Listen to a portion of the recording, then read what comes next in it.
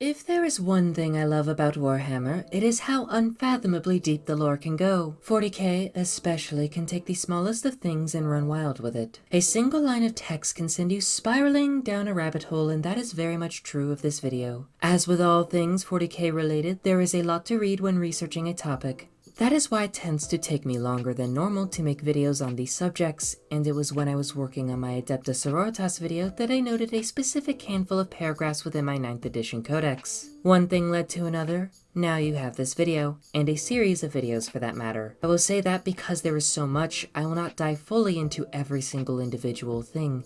This video really is a chapter of a supercut I intend to release after other chapters are released, and I am guessing altogether the series will be about an hour long at minimum. And I am making this all on my own. I have to read, write, make art, record, edit, animate, export, revise, etc. It's not easy and takes a lot of time, so bear in mind that some topics will need to be glossed over. With that said, please enjoy this animated series.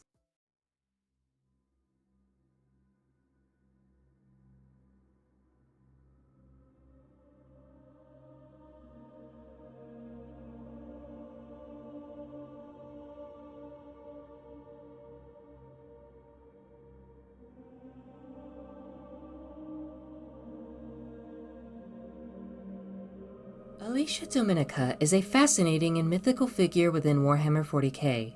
She is, or was, one of the 6 matriarchs of the Adeptus Sororitas and technical founder of the Order of the Ebon Chalice. Famously, she is known for beheading the Madden tyrant Goj Vandire after speaking to the Emperor's custodian guard, and by extension, the Emperor himself. As such, she tends to be the matriarch that is portrayed the most often, and is a topic of discussion in 40k's media and community. In fact, she is really the only matriarch that gets proper attention, and understandably so, but it is important to bear in mind that there are 6 matriarchs, not 1, and it is vitally important that their stories be told as well, lest we not understand the full story of Alicia and the sisterhood as a whole. Furthermore, we cannot just discuss the matriarchs, no, we have to discuss all of it. Everything to do with the ecclesiarchy's origins and by extension that of the sisterhoods. Another thing to note, there is a great deal of uncertainty when discussing anything to do with saints and long-dead figures in Imperial history. While we can confidently look at what, say, Roboute Guilliman is doing or has done, we cannot really say that we know the bigger picture with the matriarchs. Remember, this is the Imperium. Humanity has already lost the vast majority of its history, and now it lives under a brutal authoritarian theocracy, with a revisionist policy for recording events. Furthermore, the sisterhood tends to be very cagey about its own history. These women tend to guard their past, especially events relating to their saints, with lethal efficiency. And whether or not this is for political gain, good reason, or a combination of both, we just don't know. And so that gets us into the beginning of our story, not with Alicia or her sisters, but with the Primarch Lorgar. During the Great Crusade in the late 30th millennium, Lorgar, Primarch of the 17th Legion and son of the Emperor, happened to worship his father as a god. Furthermore, he facilitated that same worship within his Gene sons and the worlds his legion conquered in the Imperium's name. As a general guiding principle for all worlds who happened to worship the Emperor, Lorgar created a piece of text known as the Lectitio Divinitatis. This book's premise was simple, that the Emperor was a godly being and he ought to be worshipped by the masses in a specific manner that served the Imperium at large. This book would spawn a great number of cults across Imperial space, not just within worlds conquered by the 17th. These cults fanatically worshipped the Emperor, preaching from this holy book, though they were a far cry from the Ministorum we know today in M41. But they were the precursors, and their influence was subtle but noteworthy within Imperial space. Furthermore, although the Emperor promoted an atheistic culture, his perceived omnipotence by the wider Imperium, alongside the way he presented both himself and his sons, encouraged them to have faith without believing in gods.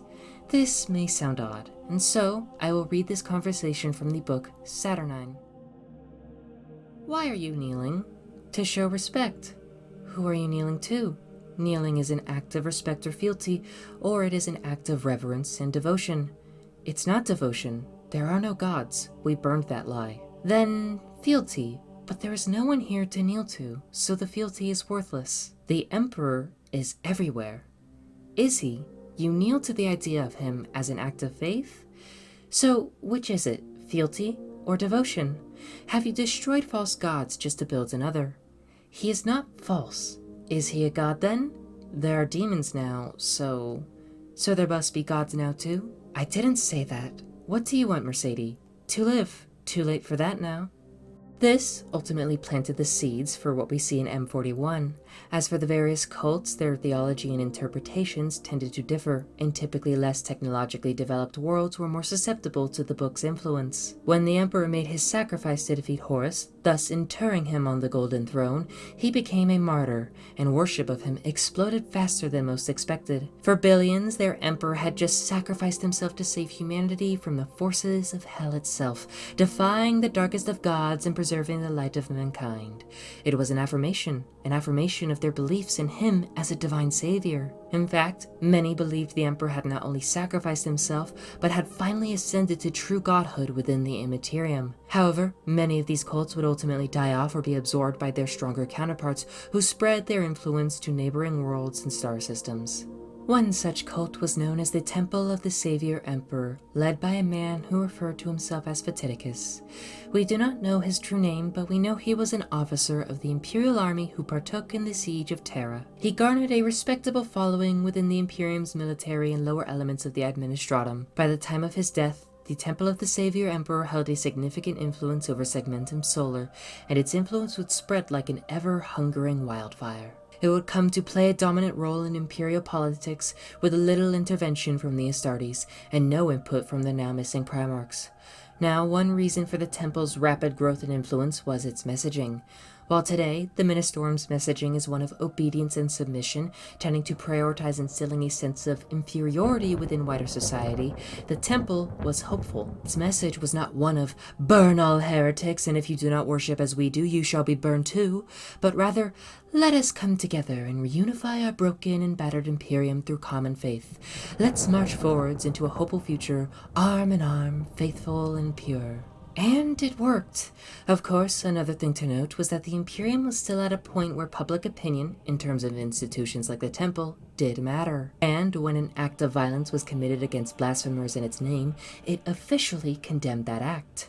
Unofficially was a different story, but the mask held and only served to attract more would-be followers. By the start of M32, nearly 2/3 of all Imperial citizens followed the Temple of the Savior Emperor, and with reverence. Of course, the Astartes were exempt from this, still not recognizing the Emperor as a god whilst being relatively estranged due to constant conflict, and the Mechanicus had its own form of worship, so it was relatively isolated as well. At this point, even its closest rival, the Confederation of Light, was unable to contest the political landscape. The High Lords of Terra would ultimately recognize the Temple's influence and potential as a means for controlling the masses, and so the Temple, alongside a few other cults, were recognized as the Imperium's state religion. This would become the early ecclesiarchy and represented the birth of the Adeptus Ministorum. And, further growing the religious influence held over the Imperium, the Ecclesiarch Veneris II was instated as a member of the Senatorum Imperialis. Here the messaging began to change, going from one of hope for the sake of gaining influence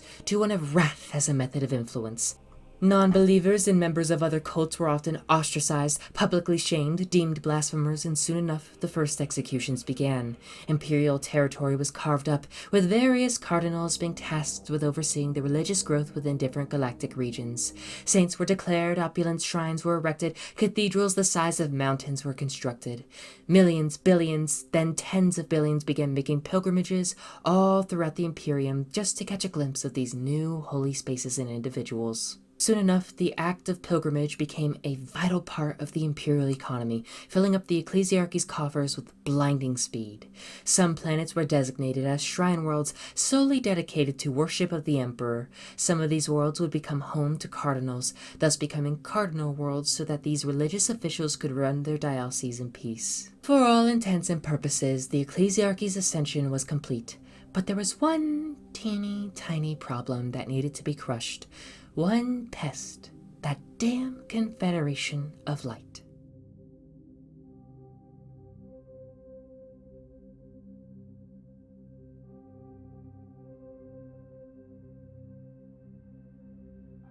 Rewinding a tad to the end of the heresy, we move to Segmentum Obscurus, where a planet known as Dimimar sits. There a simple cult emerged, one who would, for a time, contest the power of the other most prominent cult, the Temple of the Savior Emperor. The Confederation of Light held a separate viewpoint from its rival. Whilst the Ecclesiarchy would build lavish temples and grand spires for the Emperor and his worshippers, the Confederation preached something simpler. They believed the Emperor's sacrifice should serve as an example, and that the average individual should live an honest, humble life, that a true worshipper should be generous, giving, kind, and that extravagant things were arguably sinful. These teachings, in many ways, directly called out the ecclesiarchs and cardinals. In essence, the Confederation was not only challenging the most powerful institution throughout the entirety of the Imperium, it was flat out condemning it. To them, a holy individual doesn't need opulent robes or a giant cathedral. They don't need gold jewelry studded with rubies and diamonds. They don't need to be revered and surrounded by sycophants. No, anyone claiming to be holy with any of those things isn't holy. And although it was fruitless to try and unseat the dominant ecclesiarchy, the Confederation stuck to that premise and remained a vocal and frankly worthy opponent that turned heads in its direction. This back and forth would continue between the two, with both sides attempting to infiltrate and manipulate the other. Eventually, the cauldron of tension boiled over, and the ecclesiarchy turned to genocide. In the 41st millennium, you will often see untold numbers of battle sisters triumphantly crusading within wars of faith. They are glorified, made out to be magnificent. But the history of wars of faith, it's gruesome, and it started with the first. The first war of faith was not meant to purge a Xenos infestation, not meant to beat back a demonic incursion, not designed to put down a heretical cult, but to eradicate a political rival.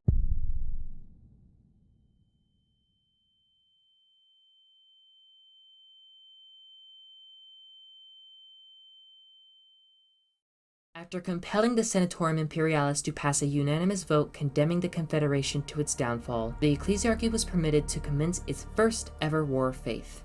And it was far from a war, it was a slaughter of a separate religious group.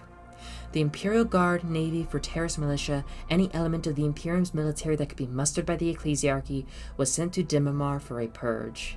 It was a cleansing of biblical proportions, and the Confederation was all but wiped out. Some pockets managed to survive the purge, living in squalor, despair, and hiding, but they were irrelevant.